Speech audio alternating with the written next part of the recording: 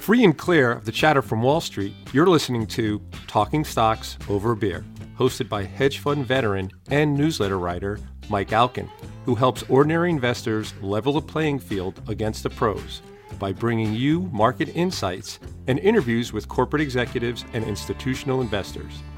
Mike sifts through all the noise of mainstream financial media and Wall Street to help you focus on what really matters in the markets. And now, here's your host, Mike Alkin. The Rangers made the playoffs. No, I'm kidding. It's April Fool's. Sorry. Welcome to the podcast. The Rangers did not make the playoffs. They're at home. It's the Islanders that made the NHL playoffs. Sorry, Ranger fans. Couldn't help myself. I will now be persona non grata by half my neighbors, but that's okay. Hope you had a good weekend. I'm sitting here with an ice pack on my thigh, pulled a muscle in my groin and my thigh Friday night. That's how you know you're getting old. Had a one-timer from the top of the slot, the top of the circle. Did go in, but I yanked my groin and my thigh while I was doing it. So felt like a needle was being stuck, or a knife was being stuck through my leg. But the show must go on. So I limped the way through the rest of the game, got home, and regaled my family with my one-timer from the top of the circle. They didn't really care. Told me to stop complaining about my leg. But anyway, that was my weekend. Also had made the commit. I think I made the commitment in the garage. I'm putting in boards, hockey boards, little plexiglass. Going to put the synthetic ice down for the summertime. It's the synthetic plastic that you can skate on. It's not going to be that big, but get the boards, get the goal in there, get a couple of stick handling devices, little stuff just to keep it going in the summertime. And I found the boards. I kept, where can you find boards? And I kept Googling. I finally found it. So I'm going to do that. Be small, like I said, probably 12 by 15 or something like that. But we'll do that, and it's just good to get the skates on in the summertime. Because I rollerblade around the neighborhood with a hockey stick and my gloves on. I look like a bit of a weirdo, but that's okay. So let's see what else. That was pretty much it. I think I'm fairly handy. Wife asked me to hang 3 pictures. That was it. Just put 3 pictures up in her dressing room area, the closet. I did, but I thought, I was in the closet, the little closet where we keep tape and all that stuff, and I found these little things that stick to the back. You peel them on one side, you put them on the back of a picture on the other, and I thought, that'll work. So I don't have to, because then I got to put the anchors in. It's a pain in the ass, and for some reason, I'm not that good. I have one of those stud finders. It still doesn't, I never could figure it out. So I figure she'll never know. And these were kind of light canvas paintings. The kids had made them a few years ago. So she wanted to put them up 3 in a row vertically in the portion of her closet. And I have my own closet, and I'm not allowed to use her closet because I wear the same old stuff, and she just doesn't. She gave me a separate space. But so I figured, I'll put them up. So I did. I stuck them on the back. I lined them up, put them up, and she said, "You're done already?" And she was downstairs doing something. I said, "Yeah, why?" She said, "I didn't even hear you banging anything." I said, "I don't know. It worked like a charm." A little bit later, I'm downstairs. She comes downstairs. She's like, "You used the little tabs?" I said, "Yeah, why?" She said, "Because they're all on the floor." So she had gone up a half hour later. Everything I did fell. So that's my project today. When I'm back, I'll be doing that. And in the interim, it was a pretty quiet weekend. The Islanders did clinch. They're going into the playoffs. So I'm pretty excited about that. Interesting. The quarter ended, and we saw, I think it was a huge quarter. I think the S&P, they were all up at Russell, all up something like, 10, 12, 14%, depending on which one. It's really interesting because the earnings growth is expected to decline about 3.9% for the S&P 500. Yeah, that's pretty much what it is. On December 31st, the estimated earnings growth was 2.9% for the first quarter. So the earnings guidance for Q1 of 19, so far, 79 S&P 500 companies have issued negative EPS guidance and 28 have issued positive guidance. Just reading this, kind of interesting. So during the first quarter, analysts lowered earnings estimates for companies in the S&P. The Q1 bottom-up estimate, which is an aggregation of the median EPS estimate of all the companies in the index, dropped by 7.2%. So the earnings figure for the S&P 500 is 37.33 from 40.21 during the first quarter. So what's that mean? How big is a 7.2% decline in the bottoms-up EPS estimate during a quarter? During the past 5 years, so 20 quarters, the average decline in the bottom-up EPS estimate during a quarter has been 3.2%. During the past 10 years, 40 quarters, the average decline in the bottom-up earnings estimate during a quarter has been 3.7%. During the past 60 quarters, the average decline has been 4%. So the decline in the bottom-up EPS estimate recorded during the first quarter, which was 7.2% drop, is larger than the 5-year, the 10-year, and the 15-year average. So normally, how's that work? Market's doing well. Market starts to slow down. The economy starts to slow down. Then the Fed, what could they do to jumpstart things? They could lower rates. What's the problem the Fed has now? Rates are already really low. Right? They were trying to raise rates so that they had that tool, right, after this 10-year global financial experiment of 5,000-year low rates around the world, keep rates low, and get jumpstart things. Then all of a sudden you get asset bubbles all over the place. And then so they want to bump rates up a little bit. Let's get some normalcy back into it. And the market went down 20% when they tried that. But it would have been nice because they would have had room to lower when things start to slow down. And they're starting to slow down. Right? I mean, industrial slowdown, you're seeing it all over the place. Factory activity in most of the world shrank last month. I mean, figures are coming in, and you're seeing it in the Eurozone's getting hammered. Germany's getting crushed. And that spreads. But things are fine. Don't worry about it. Again, you've heard me say it before. If you were fortunate enough to have money at work this quarter, know what you own, take some off the table, be cautious. You are seeing animal spirits at play, and that could turn on a dime. And I don't think the central bank has the firepower that they can, but it's going to make it much worse if it does. So bulls and bears make money and pigs get slaughtered. Just always remember that. In the interim, last week I talked a little bit about Venezuela and Russia and what was going on there. And we're going to start talking more about geopolitics. We're going to start talking more about the global landscape. I think it's important to look outside your own borders, wherever they may be. And my guest today is somebody that interviewed me a few months ago for his publication in Spain. And I've been following him on Twitter and think he's thoughtful and has some very insightful thoughts and commentary.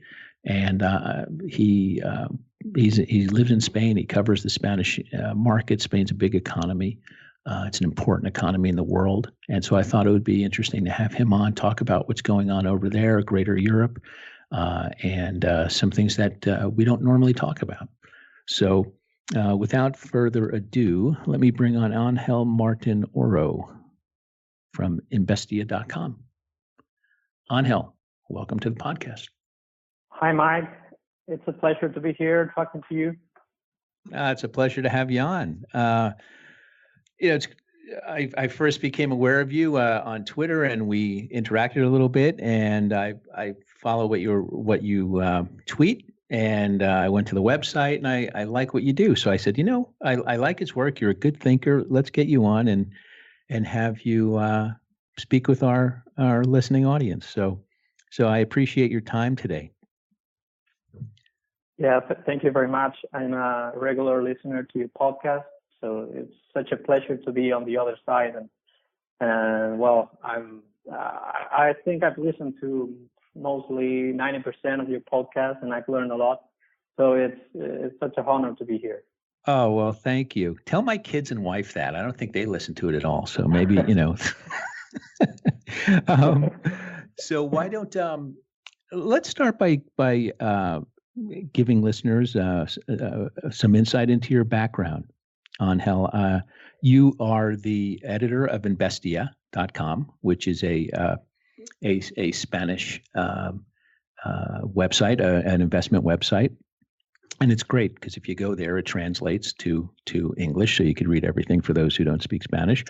But one of the things I like to do a lot is I take a pretty global view in my investing, and I think especially Americans, and I say this, I forget the number, but it's a shockingly low number of Americans, even Congress people and senators who have passports, right? So there's this very insular thinking, and in investing, it's so important to have a global view.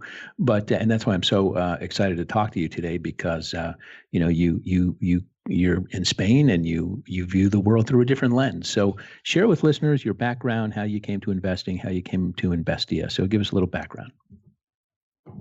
Yeah, well, I came from a sort of academic background. I started at university a few years ago, now like 12 years ago. And I started economics at university. The way I started to get interested in economics is a bit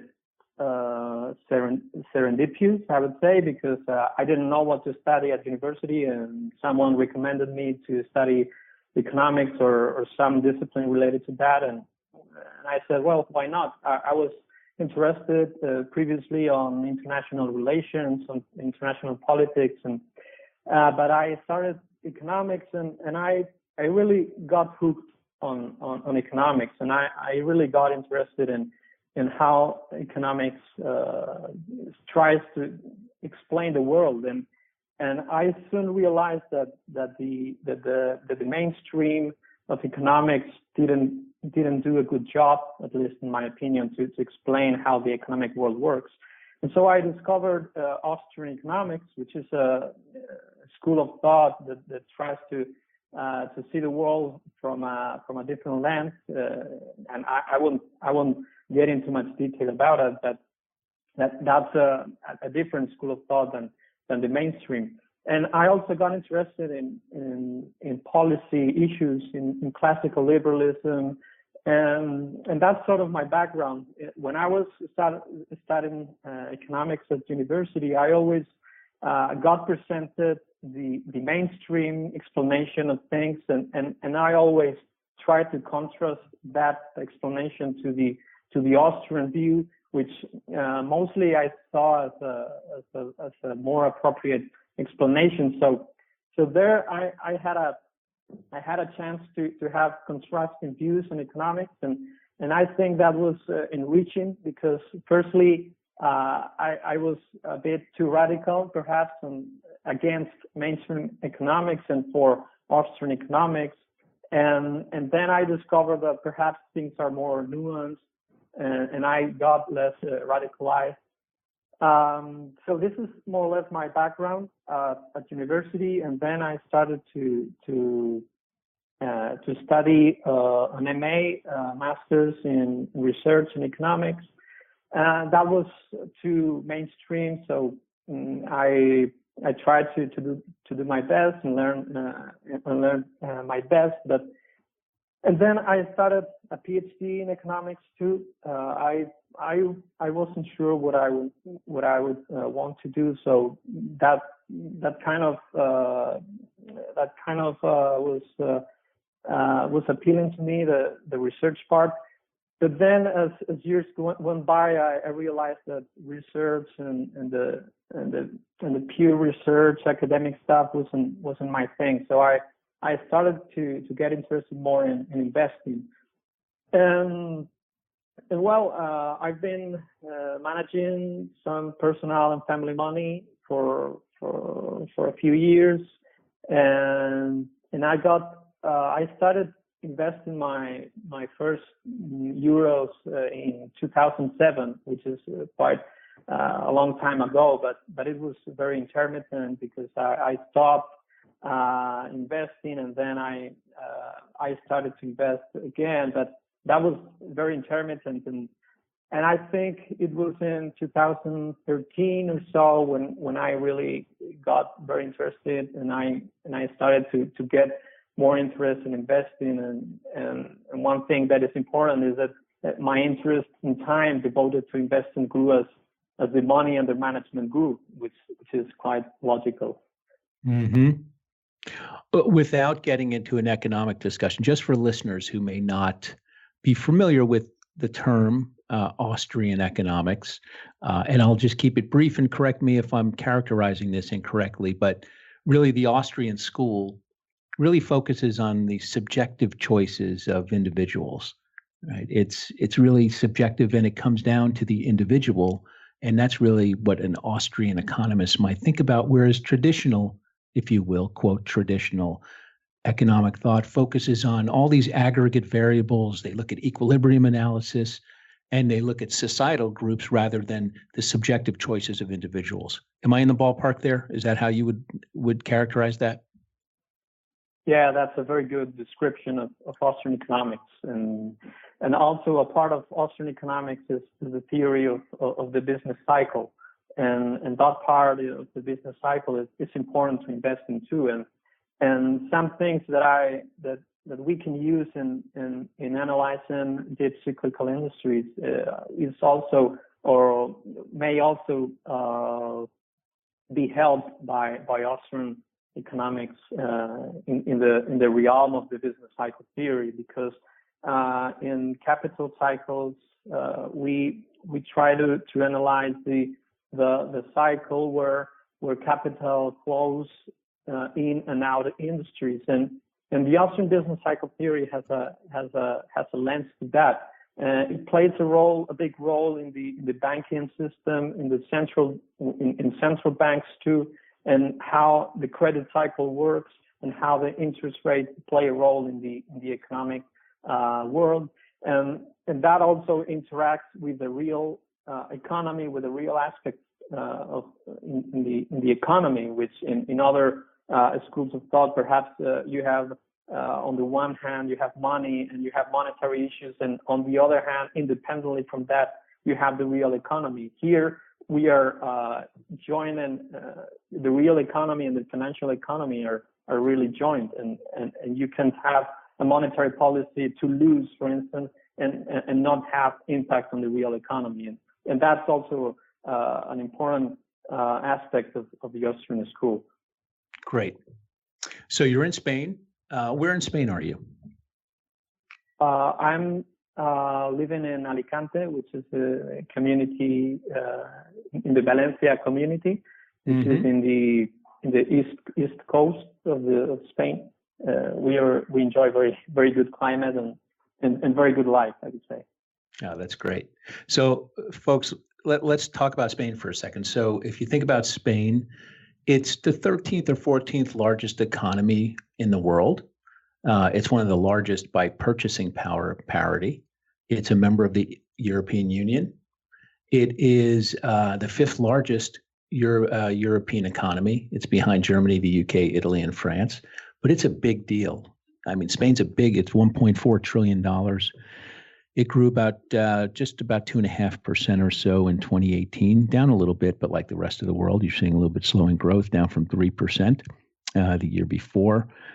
Big tourism economy. Unemployment's a little bit high, Angel. It's 14% or so. But talk to us about what's going on in Spain. Give us an overview, give listeners an overview of the economy, what some of the opportunities for the Spanish economy are, some of the things you're concerned about, and what the environment is like right now. Right now we are facing new general elections in the end of April. So it's just in a month we will have another general elections.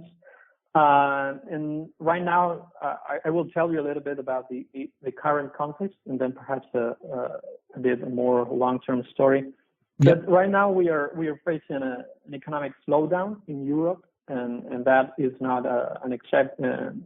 Spain is not an exception to that trend, but we are better than Germany though right now. I mean, it's not slowing as much as Germany. Yeah, that's good.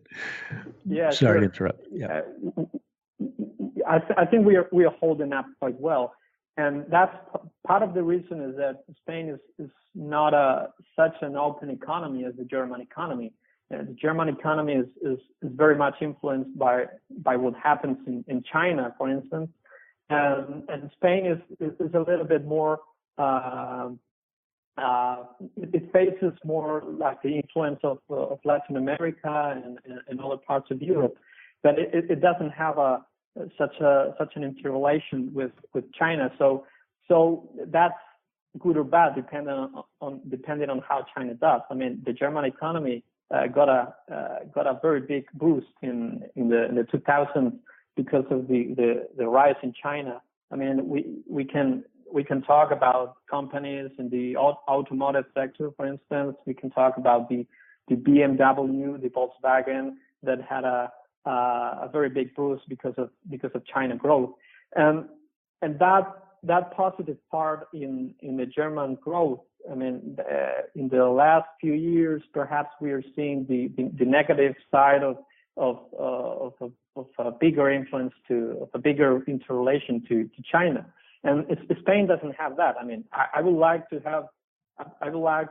if Spain was a little bit more export oriented, perhaps to the big growth engines of the world like Asia. That isn't the case. I mean.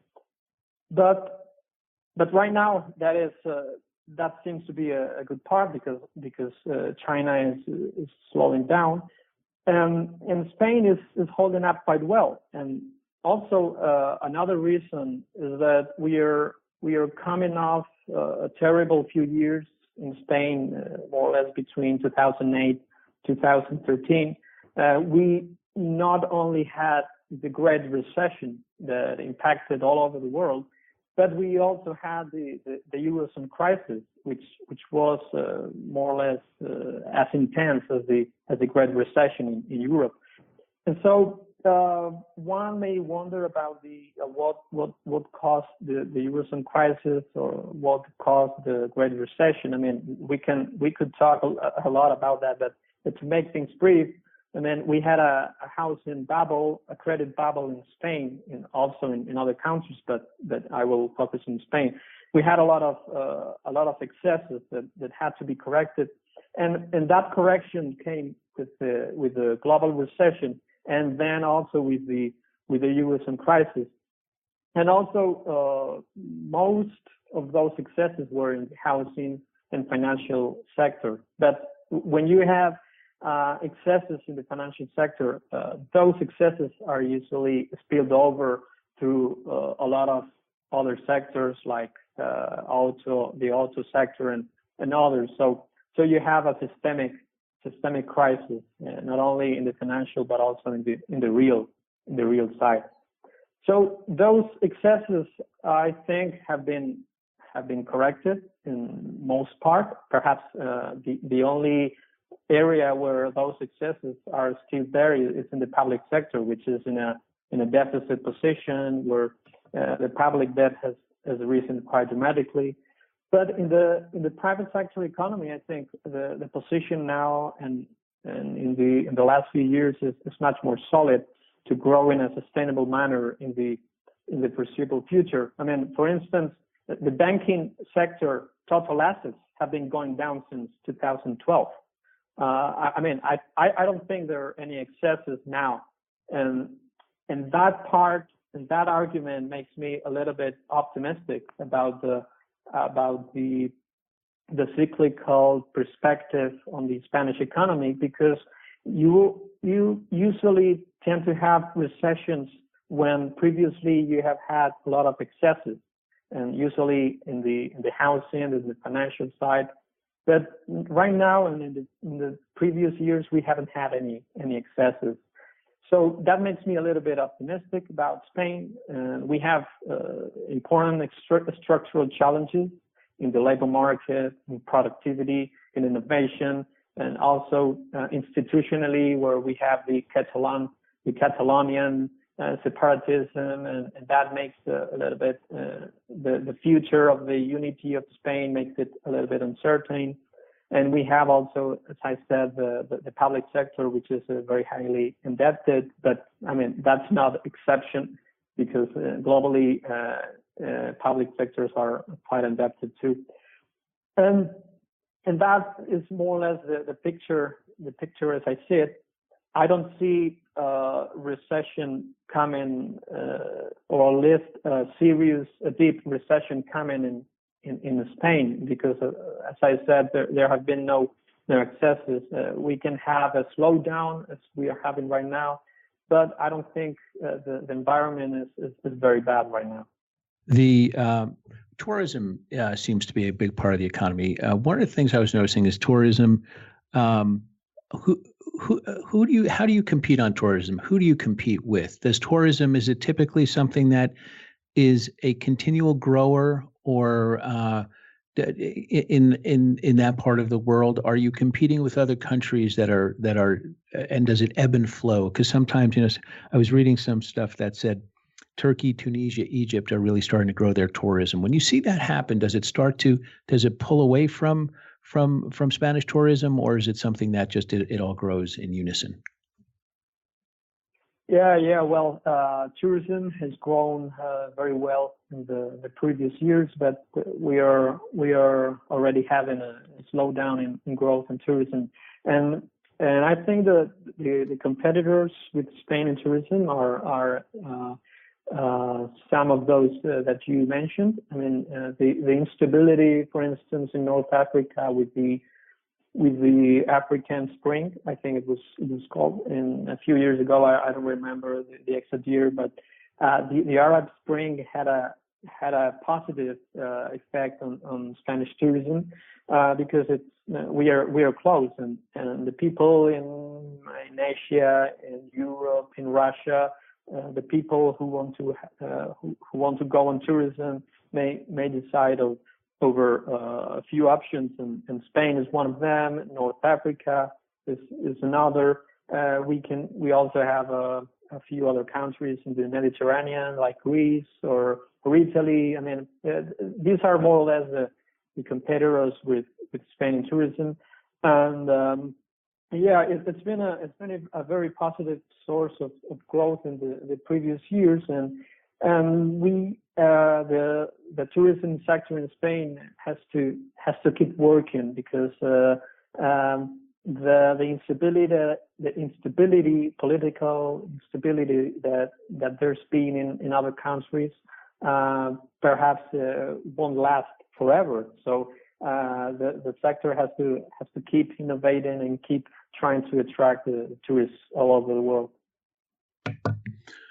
All right, so let's talk about, you start out, you're studying economics, you then want to morph into writing and writing about investing.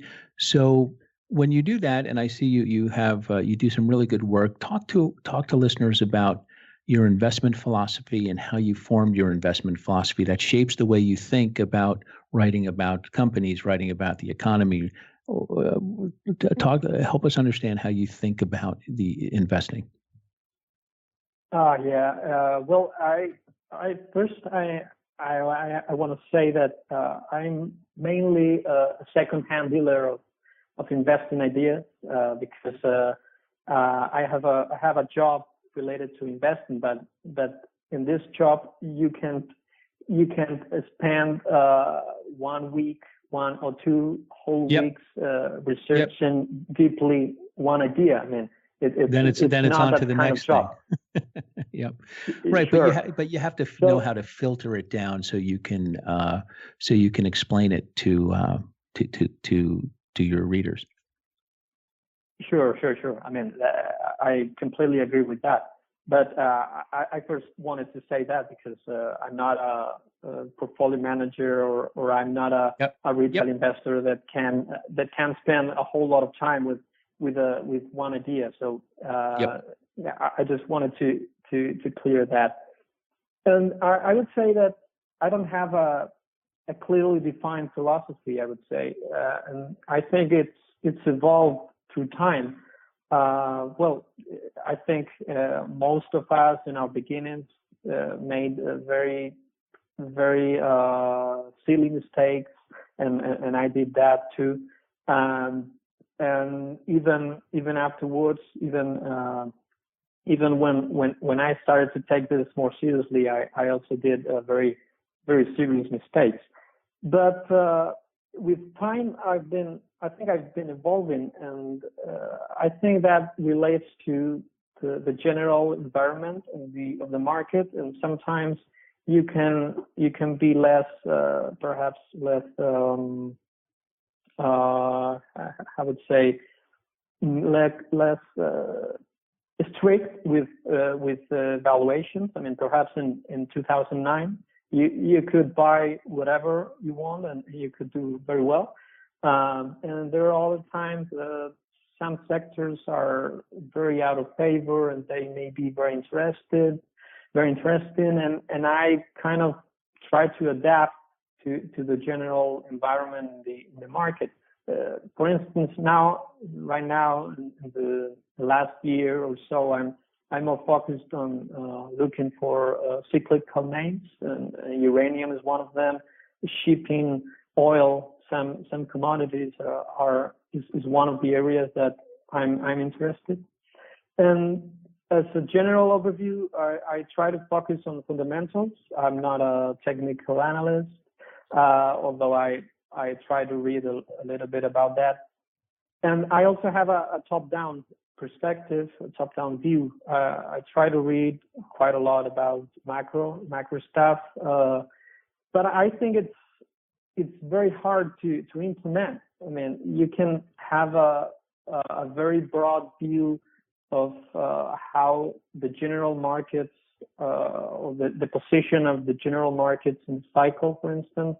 You can have a view about the economy, about the perspective of the U.S. economy, which is the biggest and most important, with China, but how you translate that into actionable ideas, I mean, that's a bit harder. And you constantly see some global macro investors that may have it right, that may have the general macro view right, but then the execution is very hard to do, and the execution is the most important thing, because an investor is here to make money, and you can be right, but if you don't make money, that's a waste of time and money. So that part is something that I think it's hard to implement. Although I try to read a lot about the top-down view, and perhaps in the future it will help my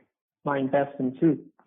And in my personal portfolio, I combine mutual funds with individual stocks, and I try to keep it simple with a few ideas, because I am not able to follow a lot of them. I can have 20 ideas and follow them adequately. So most of the ideas I will take them from fund managers that I know and follow and admire, perhaps sometimes in beaten down sectors. I was going to ask you that. So not to interrupt you, but for you to say you like uranium, you like shipping and that stuff, you have a contrarian bent to you, and and given that you you're writing, and I'm sure you're following closely the Spanish equity markets and the Spanish institutional investor market. Can you talk about some of the funds there? Give us a background first of the institutional investing market in Spain, and if you'd like to talk about some of the funds that you think it's worth people focusing on that you pay attention to. Yeah, sure. Also, I like to say that in my job, tracking the fund managers is one of my key tasks. So I am very happy to talk about this. And firstly, as a general context about the institutional fund managers in Spain, I mean, we have a very banking dependent sector where the asset managers of the big banking groups are the main institutional managers. And unfortunately, and I say unfortunately because most of the Spanish people money, which is in investment funds, is in these asset managers. So that's why unfortunately these asset managers from the banking groups have done a very poor job, and they haven't beaten the market by a very good margin.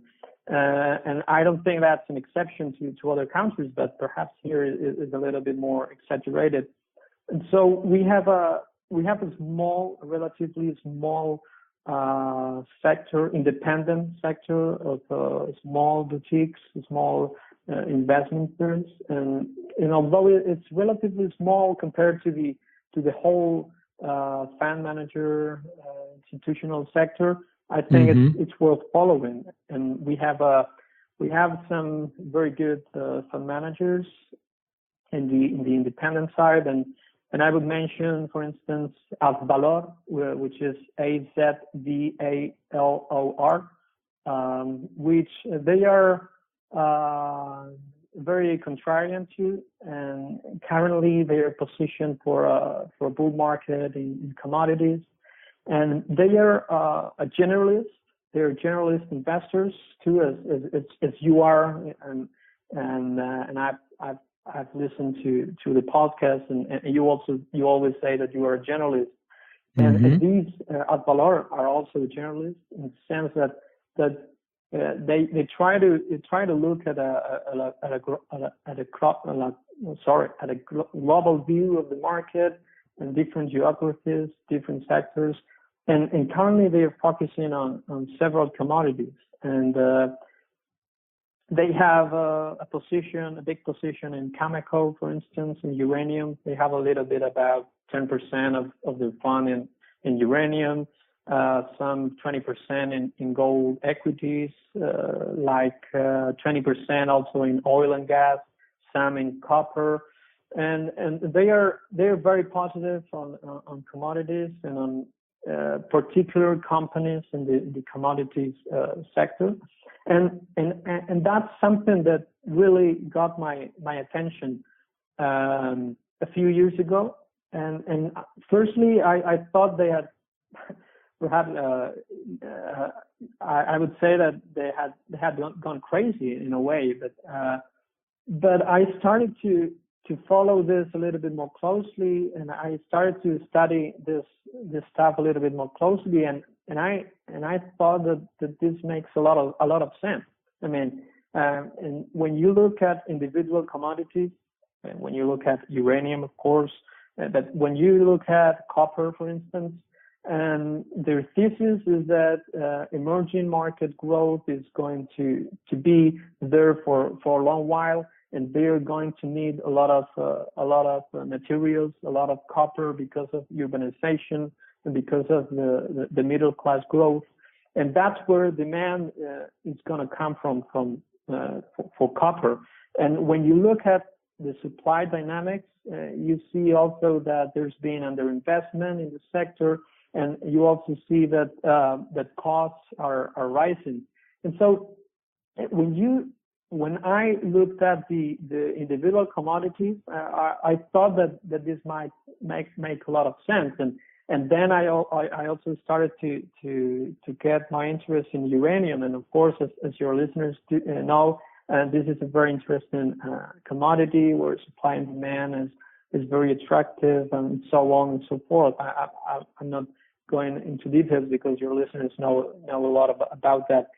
But and also oil may be interesting, and when you look at the disparity, when you compare the price of oil with the price of oil equities or exploration and production of offshore drillers and so on, you see a little.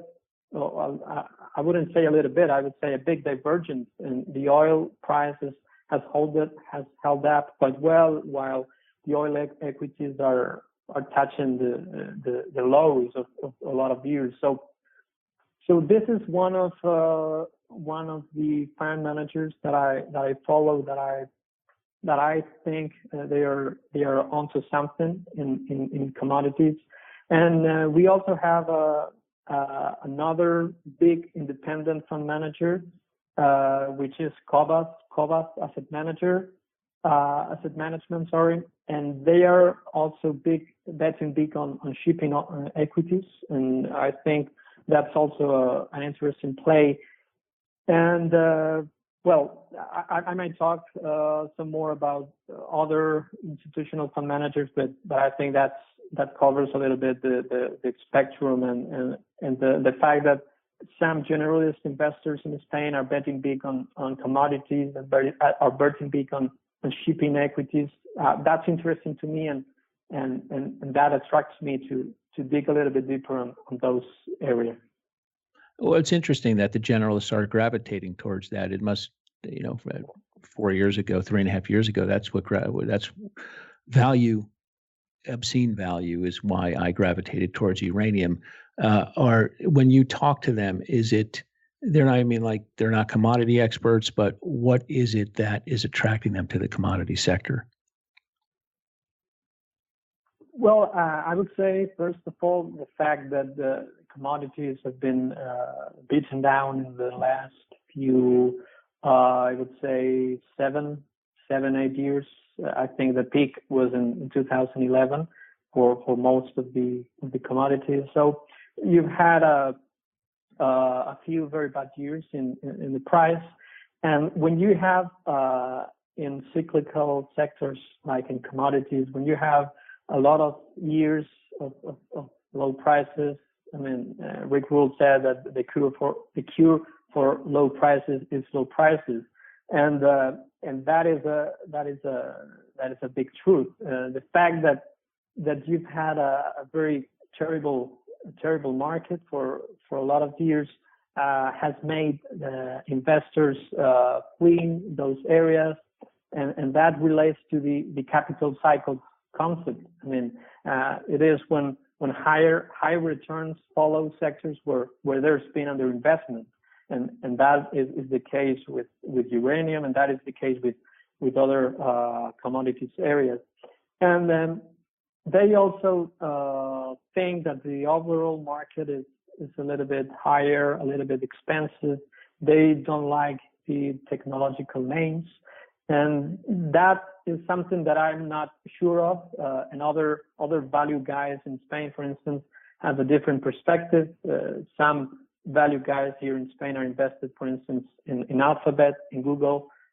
Others are invested in Facebook, and these other fund managers don't see the potential there, or don't really understand what is going on in Facebook or other technological names. I mean, and I think that a value investor may invest both in deep cyclical names, may invest in uranium mining, may invest also in tech equities. I mean, I think we have to be agnostic about sector, and some value guys usually have some prejudices to the tech sector. I don't know why, because perhaps a very dynamic, very fast sector, which changes a lot. But I think that perhaps we are seeing a kind of, or we have seen a structural change in the economy, in the sense that there are some business models in the tech sector, like Apple, Alphabet, Amazon, that may grow a little bit higher than it was supposed to be. And another aspect is the price. You have to make the valuation calculations and analysis, but I think that in the tech sector that there may be other opportunities. But in the commodities space, I think that this is the main reason. The fact how the industry capital cycle works makes some of this industry is very, very appealing to these fund managers. That makes sense. Tell us about Investia. Tell us about the publication, who its readers are, what the goal of the publication is. Share with us that. Yeah, sure. Well, we publish articles on mutual funds, macro stuff, stock fundamentals, and other various themes. The goal is mainly to inform the public on investment opportunities and to increase financial education. And we also have the owner of the website is a fund manager himself. He's a global macro manager, and we also work with a few other fund managers, like I said, Advalor, for instance. And we work here as a communication avenue to reach investors. We are a website where a lot of investors visit us to read about investing, about general news, about opinion, about analysis of the investment world. And we are also open to work with other firms who want to have access to the Spanish investing market. And we also have a couple of subscription services. One is for stock selection based on fundamental analysis, and the other service is focused on options. And we also have offer educational courses from time to time. And generally, the reader of Investia is more or less an investor with up to 100,000 euros, which is they are usually focused on Europe and Spain, but as a surprise, we've recently done a survey, and we found that our readers are more interested in the U.S. market than in Europe and Spain, which kind of was a surprise to us. And they are mostly also interested in mutual funds, which can be accessed for the Spanish investor. And also most of them have a fundamental or macro view on investing. And there are some technical analysis people, but as we found in the recent survey, they are not a majority. And another aspect here of the average reader of Investia is that they have a much higher than average knowledge on the markets. And when I write my stuff, when I write my articles, I don't usually target them to the average citizen of Spain. Otherwise, I don't think many of them would read my stuff or even would understand, because it's a little bit higher level for the average citizen in Spain. That I think we have a public there. And for instance, one of the latest interviews that I did was with a shipping sector analyst, which is a very niche sector that you might think that it will attract very little interest. But we got surprised that it got a high level of interest. And also, I don't know if your listeners know that I interviewed Mike Alkin for Investia a while ago. Yes, you did. Yep. and that interview worked very well. And so there are people in Spain that are also interested in the uranium market, in the shipping sector, which is kind of interesting. And I think part of the reason of that is because some of these fund managers that I talked about previously, they are quite mediatic. They are usually they attract attention from the press, and they have a lot of investors. So the fact that they are investing heavily in shipping or in commodities overall makes the investors of those funds and the general public as a whole also interested in those areas. So you mentioned uranium, and we did an interview a few months ago. Spain is interesting. It's a nuclear power provider.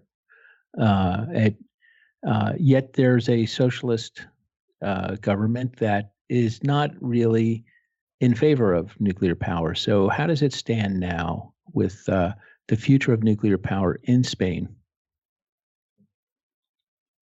Yeah, well, we all know that socialist parties are usually very favorable with nuclear power, or at least in Spain. But I think that in the end, the numbers and the pragmatism will win, and we have already seen that a little bit with the announcement that they might extend the life of the nuclear reactors above the level that they wanted to shut them down. So I think that the numbers and the math will win, and that nuclear reactors will be extended, because I think that the German case is very illustrating, and I think your listeners already know that, but Germany has grown their renewable part of generation electricity quite a lot in the last few, I would say, decade. Although it stinks a little bit more, but in the last decade they have grown their renewable capacity substantially. And however, the CO2 emissions have remained flat. And what's going on there? I mean, the renewables people were telling us that in order to fulfill the Paris Agreement and the climate change stuff, you have to invest a lot in renewable energy. And I think that Germany has done that. What's happened with emissions? They remain flat. Why? Because renewable energy is not enough to be the source of electricity for a modern country like Germany. I mean, you can have renewable electricity perfectly fine for a little village, perhaps, and even then you have to face with the fact that it is intermittent, that is not a base load like nuclear or other energy sources. So what you found is that emissions have remained flat, and partly because also carbon energy has had to come to the table because they didn't have enough stable electricity with renewable. So I think that's a very good case to show the limitations of renewable energy. And I wouldn't, of course, we are not against renewable energy. I mean, you have to take a look. You have to be pragmatic. You have to look at the numbers, and if it's not enough, I mean, it's so silly to shut down the nuclear reactors when you have them in place. I mean, it's silly, but it's what it is. I think. No, I mean that's my view. I mean, when I look at the renewables versus nuclear, and the either or all or nothing, to me it's just silly. There's a role for both, and it's recognizing and finding the right balance in the energy mix. But people get hysterical about The far left goes towards the nuclear's not safe, which it is. The renewables, forget the waste stream that will come from solar panels that expire and go into the waste stream, and all the poisons and toxins that are in that. And but in terms of keeping your emissions down, you need nuclear power. So that's interesting. Well, I really enjoyed, I like to always ask somebody this, or I should. I don't know that I always do, but, now, and you said it was funny. I got a chuckle when you said you're a secondhand broker of other people's ideas. I think you phrased it.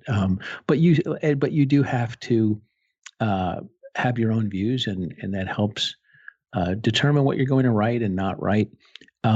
Throughout your career now on Hell, as you have evolved and learned, are there things what's in your memory bank where you say, aha, I've seen that before and maybe I want to stay away from that, or where I used to think something was interesting and now I don't? I guess lessons learned, if you will.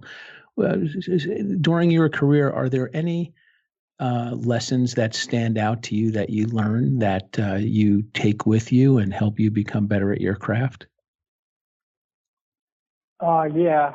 Well, I think I have a few names, a few stories to tell, or a few actions that have made me learn a few things about investing. And I mean this not as a writer, but as an investor who has lost money and earned a little bit.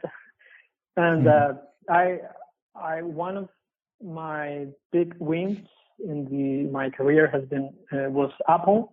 I invested in the end of 2012, and I did well with Apple. But first, when I invested, the first year, I was a bit scared because the stock went down quite a lot, and there was a narrative that Apple was doomed, that the Apple was the new Nokia. And I thought I tried to learn quite a lot about the company, about the fundamentals, about the competitive ecosystem with Apple and the other players, and I thought at the time that narrative was not correct. I mean, that Apple was much more than hardware, that it was a mixture, a combination of services and software and also hardware, that it was that it had some network effects and it had some competitive advantages. And but I mean, it was tough at first, and then the reward came. And one lesson that I take from that is the role of narratives, and I think you also speak a lot about that. And it doesn't matter. Well, it does matter, I think, that even in big names, I mean, the biggest name of all in the market, Apple, the biggest market cap in the whole world, even there, where there a lot of analysts following the company, even there you can have a very inefficient market where the narratives play a very big role, and sometimes those narratives may be wrong. And in this case, I think it was a very good example. And even in very well followed names, you can do very well if you have a contrarian view, if you have a different view than Mr. Market. And then I also had a bad. Well, this is the good experience, and I will also tell a bit about my bad experiences.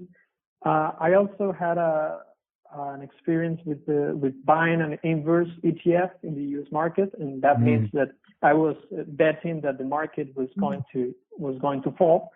And the thing that I remember about that experience was that I was full of confirmation bias. I mean, and that reminds me the phrase that when you have a hammer, everything starts to look like a nail.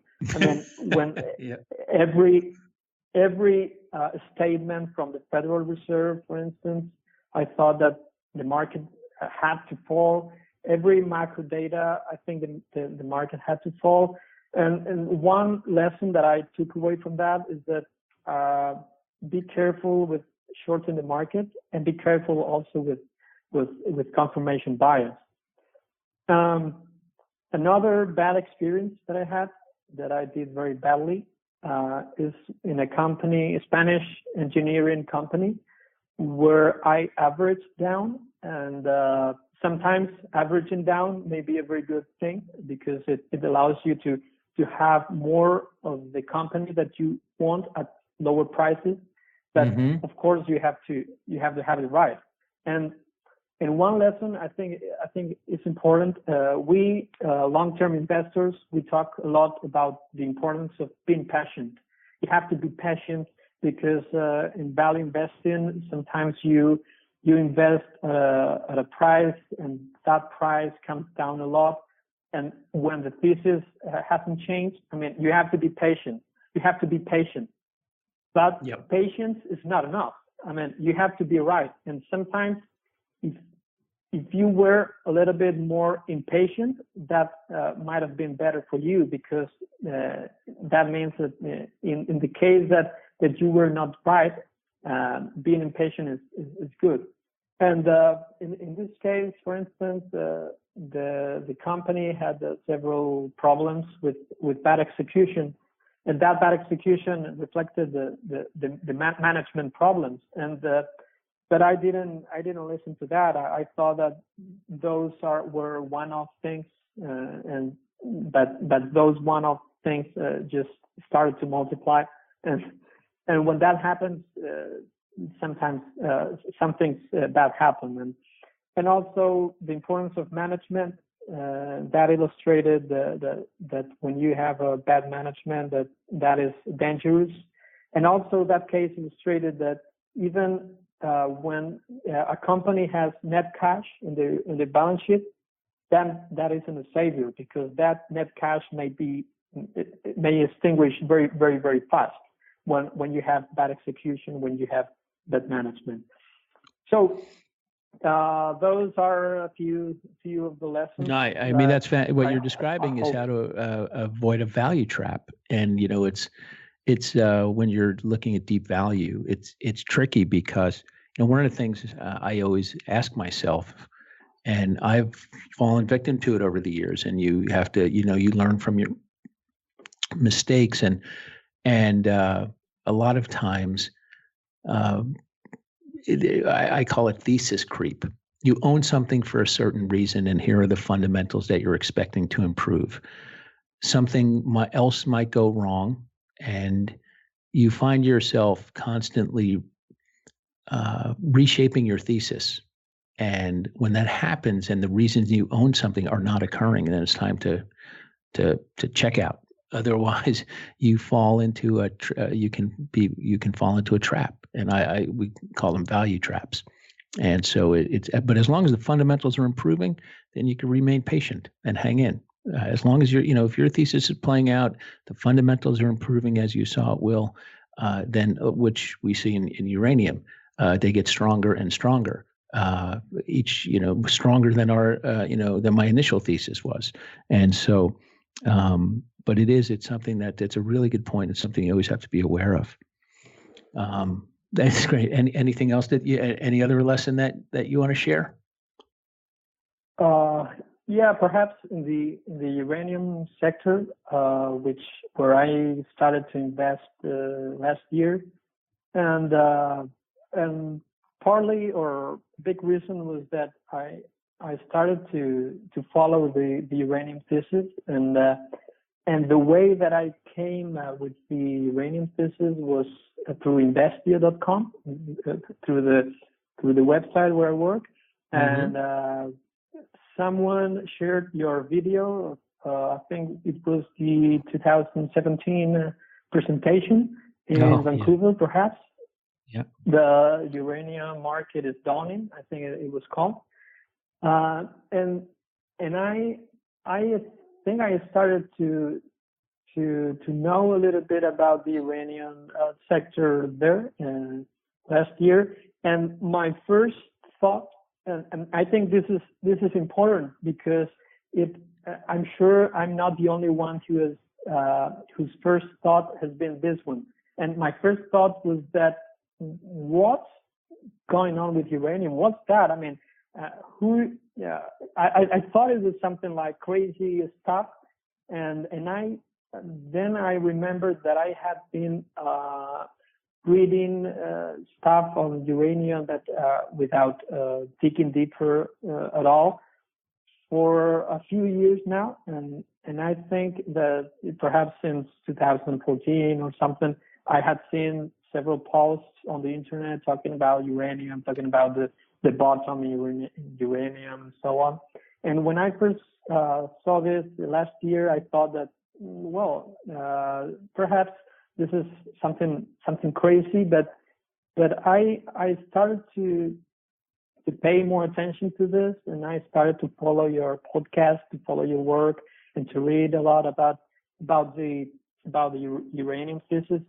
And I said to me that, well, this looks very, very compelling, and I think that it's a very good opportunity. I wouldn't say, because I lack the career of you or others. I wouldn't say that it is the best or the best opportunity or whatever, because I don't know. But I think that it's a very good opportunity where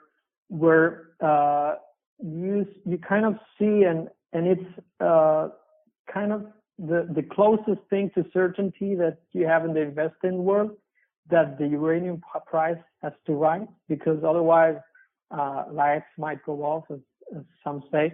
And when you have that, I mean, I think that's something that you have to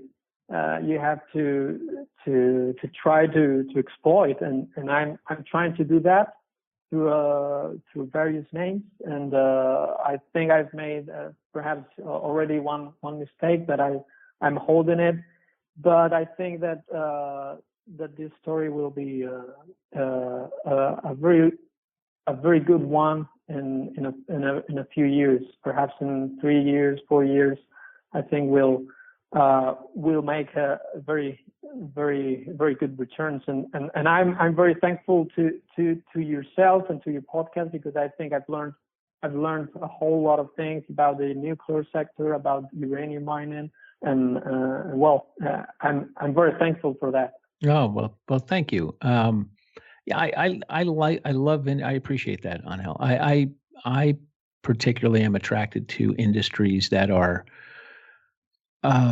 require fourth grade math, because that's about the extent.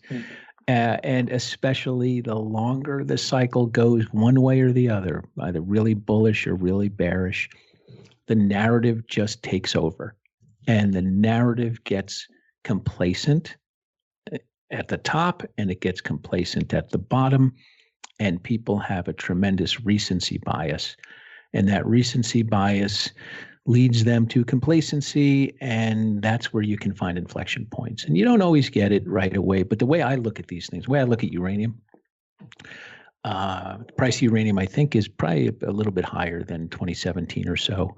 The equities, some have gone up, some have gone down a little bit, but gone nowhere. But when I look at the upside, if I think that my upside is, and I don't project really publicly what I think, but it's many multiples on a portfolio or basket of stocks or some of these names. You that's what you target. That if my downside is I have to wait a little bit, or my downside is 10 or 20, 30% where they're going to pull back, but the potential is for multiples to the upside. I mean, to me, that's asymmetry. That's a no-brainer. And I think what happens with a lot of times is because people are impatient. People want things right away, and they get impatient and they let their emotions get in the way. You know, if when you just disconnect from the emotions, from the fourth grade math, and that's the thing when you look at the narrative in the case of uranium, the bearish narrative is either asleep at the switch on the math, hasn't done the math, or is ignoring the math. It's one of those three, because if they do the math is going to lead them in a different direction. But anyway, Well, I've really enjoyed visiting with you and chatting and learning all about what you do and learning more about Spain and the institutional market there and the economy. It's been really interesting. And Angel, what I'm trying to do with listeners is, for those who don't pay a lot of attention to international markets and international news, I think it's really important from an investor standpoint, especially for Americans. And meaning Americans tend to look so insular. They because it's the biggest economy. They then tend to believe that that's all that matters, and it doesn't. There's a lot going on in the world, a lot of important countries, a lot of important geopolitical events taking place that really have an impact on everyone. And so I'm delighted to have been able to spend some time chatting with you and learning more about what you do and your country and how you guys think about investing. So I really appreciate it. Thank you for joining me. Thank you very much, Mike, and it's been a pleasure. Well, I hope you enjoyed listening to Angel. I did. Sharp guy, smart, thoughtful. He was worried that his English wouldn't come across great, but I think it came across really well. I understood him very well. Heck of a lot better than if we tried to do it in Spanish, because I speak about 4 words of Spanish. So I'm very grateful that he was able to do it. I hope you enjoyed it. I look forward to speaking with you next week. Have a great week, and let's go Islanders.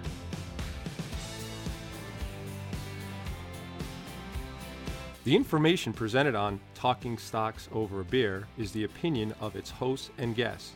You should not base your investment decisions solely on this broadcast. Remember, it's your money and your responsibility.